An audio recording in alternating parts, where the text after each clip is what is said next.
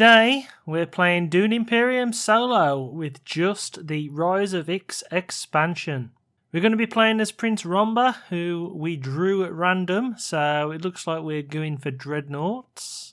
And we're going against Count Ilban and Viscount Hundro, who were also drew at random. The tech tree has the Great Restricted Ordnance card, in which it gives you 2 free troops every combat, and I'd love to grab me that one. And the Galaxy Row features Guild Bankers, Truthsayer, and In the Shadows, which might be very useful. But the first conflict is going to be a skirmish, so let's get on with the game. Ilban starts and goes to the Stillsuits space. Hundro goes to Tech Negotiation, but he can't afford Holtzman Engine, he just places a troop. I decide to use Diplomacy to visit Fold Space and get me the card. And Ilban visits the Highliner space, getting 3 troops and bringing 2 more in to claim the combat. As Hundro goes Dreadnought and gets 1 in the game early, but he still can't afford any tech.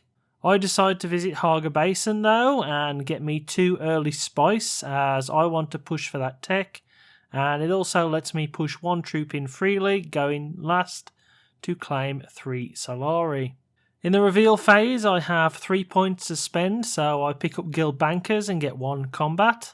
But the Greens have slaughtered me 15-3 with their reveal, so they move up on shipping and get 1 spice and I get 3 Solari, which is a decent reward for little cost. Here's the board anyway though as we go into the second round, and the next conflict is for spice and an intrigue card. Hundro goes first this round and he harvests some spice from the Great Flat, earning 4. So I go to Fold Space once again, getting me a card and the first point of the game. Ilban visits Arakeen, getting 1 troop who jumps into combat and 1 Solari for his ring ability. So I'm staying away from this one with blue and green going for it. Hundro visits Tech Negotiation yet again, and with his 3- he can buy Holtzman Engine with 3 spice, and I take it. This just gives him 1 point during endgame. So on my last turn I of course visit Interstellar Shipping with my Signet Ring, placing a troop in the negotiation slot and earning 5 Solari as I want my Swordmaster next round, with Ilban conspiring and earning himself 2 troops in his garrison. Now during the reveal phase, this here is my row of cards on offer, and with my 3 points I decide to buy a Bene Gesserit Initiate. So during combat after reveals, blue only just about wins it and earns an intrigue and 3 spice. They are 1 away from a VP, so it's getting close for Hundro, but Ilban earns 2 spice. And this is what the board looks like as we go into the third round, and I will get to start with a victory point conflict in play. For my first action, I just felt I had to claim the 3 spice from the Imperial Basin. Yes, it gives blue 1, but I felt like it had to be done before the bot took it. But Ilban is thwarting my plans as he visits Carthag and gets a troop and pushes 3 in combat to my 2. And Hundro claims Arakeen, a space I was considering, earning a troop and spending a spice to go up on shipping, but also jumping into combat with 2 troops and causing a dilemma for me now, as I was always going to get my Swordmaster, but it's what to do with him that's my issue. As Ilban harvests spice at Haga Basin and now has 6, and Hundro for his last action visits selective breeding. So that leaves us with our Swordmaster, and since I had Fold Space I decided to just visit the Stillsuit space and earn some water. And after reveal where I show 2 daggers, I also purchase an Arrakis Liaison, with this being the new Galaxy Row after getting rid of cards. And in terms of combat, the Greens easily win, but my 2 daggers actually pushed me into second. So I may have missed out on the point, but at least I get 2 water. With this being what the board looks like at turn 4, where both bots earn their Swordmasters, and we will be going last. But Ilban starts by placing on secrets, and he is just now 1 away on every alliance to earn 4 points, as Hundro conspires to earn himself 2 troops in his garrison. I visit the Fremen to gain an alliance and 2 troop, who I shove right into the combat, hoping they aren't contested much, but you never know here. At least I get a point and Siege Tabor opens up for me. Ilban of course goes to Carthage though, gains a troop and jumps into combat, as Hundro visits Fold Space and jumps up the track. He is another just 1 away on 3 alliances, meaning he has potential for 3 points. So I'm forced to also put pressure on and visit the wealth spot to gain 2 Solari. As Ilban goes smuggling and just goes up 1 on the shipping track, meaning he's not jumping into combat. Hundro gets his last dreadnought, meaning I'm uncontested by him, so it's just the luck of the draw in combat with green now. And I'm happy to concede the point with luck, so visit interstellar shipping to go up 2 on the track, and also since I use my ring I can buy restricted ordnance for 3. I did have my guild bankers, but I didn't feel confident yet to utilise research station, so I just purchased shifted alliances for 3 points. Here is what the Galaxy Row looks like after removing cards though. And in combat we drew Aaron to Arakeen, so get super duper lucky with them just going up 1. And that means we get the point and remove a card, whilst green gets 1 water and a spice. And this is what the board looks like at the beginning of turn 5, with the Great Flat having 5 spice. That's just too tempting not to visit, as the conflict sees you go up on 1 alliance and get 2 intrigue cards, which will give both bots a point. Anyway, Hundro starts and he visits smuggling, which moves him up and leaves the door open, as I of course visit the Great Flat and claim 5 spice. Ilban goes selective breeding and gets a victory point, with Hundro going to wealth and claiming his first victory point of the game. I though play a blinder going to interstellar shipping as I move up and then down, picking up memo corders for free, which lets me move 1 up the Bene Gesserit track. I gain 2 troops and move 1 up on the Spacing Guild track, 1 away from the Alliance, and I also get 5 Solari. But since I use my ring, I can also buy wind traps, which gets me a water. Overall, not a bad turn, I say. As Ilban goes to Carthage and of course jumps into combat with his troop. So Hundro harvests some spice from Haga Basin, earning 3, and jumping into combat with his dreadnoughts. And I've got no plans whatsoever to jump in, so I just claim my High Council seat, which nets me some great bonuses for combat and spending points. With Ilban visiting Arakeen on his last action and pushing a troop in, probably hoping for some good swords on reveal, as he also gets 1 Solari for his ring power. Anyway, in the reveal phase, I decide to buy Power Play, as it might only see 1 play, and it's a great card to move up 2 on the Alliance track. With this being the new Galaxy Row and Web of Power looking very tasty. But in combat, blue draws a blank and green draws 4, meaning it's a tie, and both sides just earn 1 spice and an intrigue, with blue gaining a point as he has 3 now.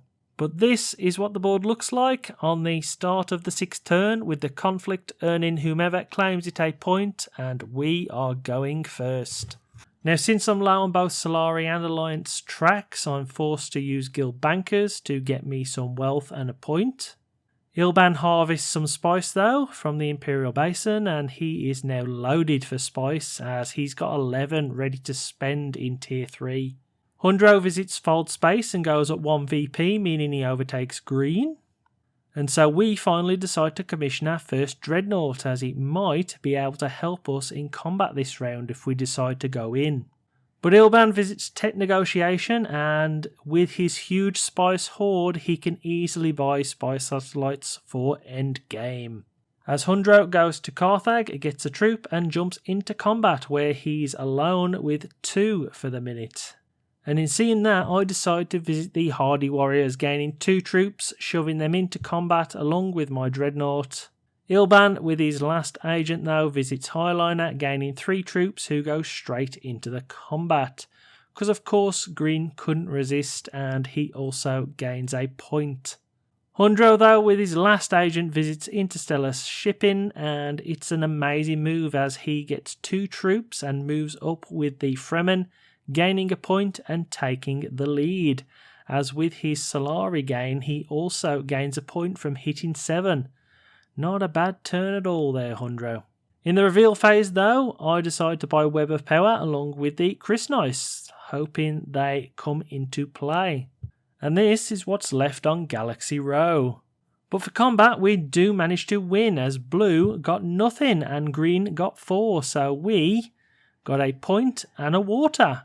But Green managed to get a point for having 3 water, and at the start of the next round, he's going to go up again with all his spice, so it's super close right now.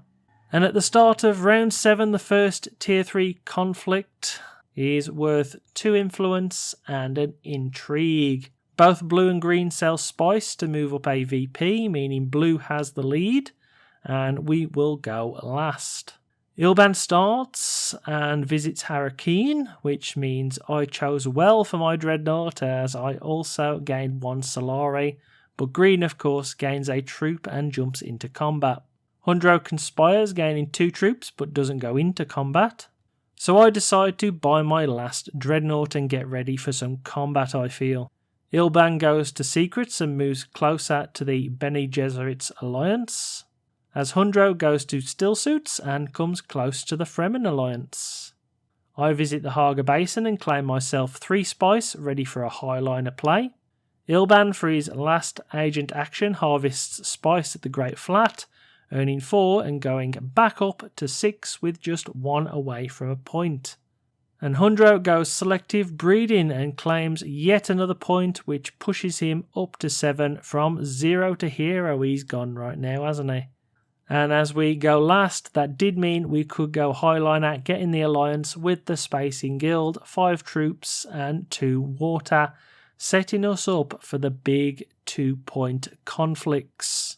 During reveal phase, we don't spend, so this is what the row looks like. We do, though, get a dagger along with our tech bonuses. We are just dominating combat right now, so we move up 2 spaces on the Emperor track to gain an alliance, along with 2 troops and a VP, which puts us on 7, tied with Blue. We also get an intrigue card, but it's not very good. Green also gains spice and an intrigue. It means he also gains 2 points. So it's once again a draw. But this is what the board looks like in turn 8, and I believe I can trigger endgame here so long as I win the combat, which has 2 conflict points. So let's see what happens. Hundro starts and he visits Interstellar Shipping, moving up and then down, earning 2 troops, moving up the Spacing Guild track 1 and getting 5 Solari. But as he gives us both 1, he inadvertently gives Ilban a victory point. I go for some selective breeding, spending the last of my spice to trash a card and gain 2, which should definitely win me the match right now as I gain a point.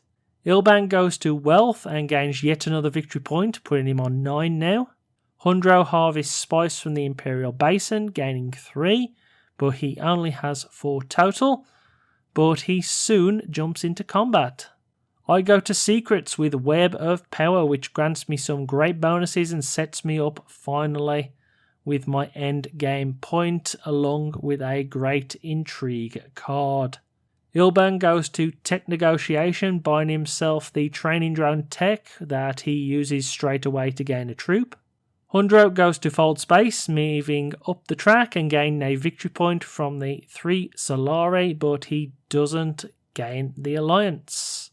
Meanwhile, I use my last action to jump into Arakeen, gain a troop which goes into combat with my Dreadnought and another, but I was mainly looking to draw 2 more cards as I wanted the spice to flow.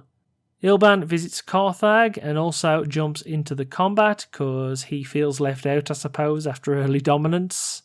But during the reveal phase, I of course get my 9 points to buy a Spice Must Flow for 1 point.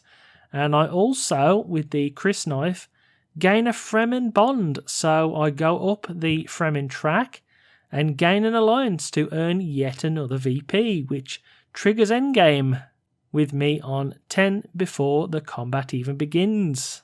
But during combat, I use my Intrigue card to boost my combat prowess to 15, and they jump to 6 and 10, so it means I easily win and claim 2 points, putting me on 12.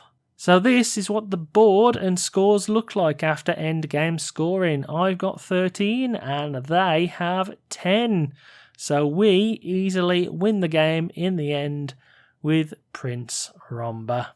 So now it's on to my thoughts, and if anyone has been here a while, you'll know I sold this game before as I had a huge falling out with just the base game, and I finally decided after a year and a half it was time to try it again.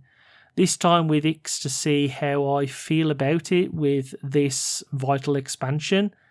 And I do think as a solo player, this expansion is definitely vital as the Ix and Chone boards basically improve the game vastly, since with more yellow spaces you tend to visit more spaces on the board rather than just going spice you'll never utilise much or just sell it for Solari that you end up hoarding, and the shipping track gets congested along with you getting some great rewards. Even Ix adds some much needed options for you to spend your spice on, so it means you utilise harvesting much more often, and they can really give some great boosts to combat, your tactics each round, or endgame. More so than intrigue cards, as you can always see what people have, so you can now plan around them. And yes, I don't think Dreadnoughts are powerful enough for you to go and get every game unless you're Romba, but their effect of jumping back into base or going out to one of the 3 combat areas is very interesting. Intrigue cards are still hit and miss for me, along with the Galaxy Row now becoming way too big and unmanageable with few useful cards. But the board spaces, which are still king, is Fold Space and Research Station. Thank God Solari is a little harder to get hold of now, so you don't hoard it as much as before, and the bots don't get loads of points consistently earning it. But the overall combat mechanic is still a little bit boring for me. I do wish with a 4th expansion something gets added in to make combat a bit better, along with a gain 3 troops space, because gather troops on old green used to be broken, giving 5 for Solari. You would inevitably have, or the bot would go on and just fill up their base, making combats useless to join. I'm so glad that's gone, as now you can jump in early instead of just waiting for tier 3 conflicts. But Highliner is your only space for viable huge troop gain, and its cost is very late game, so it can become congested late, and I do feel the Emperor's Conspire doesn't give enough for its cost when you can get the same reward for 1 water from Hardy Warriors. A much better space to visit, so Conspire is begging for a bit of a buff, I feel. I also think some form of worm should occasionally get involved with combat, or on Dune itself, blocking off spaces around the board once a turn, but that is just me wishlisting. and I'd love a little model.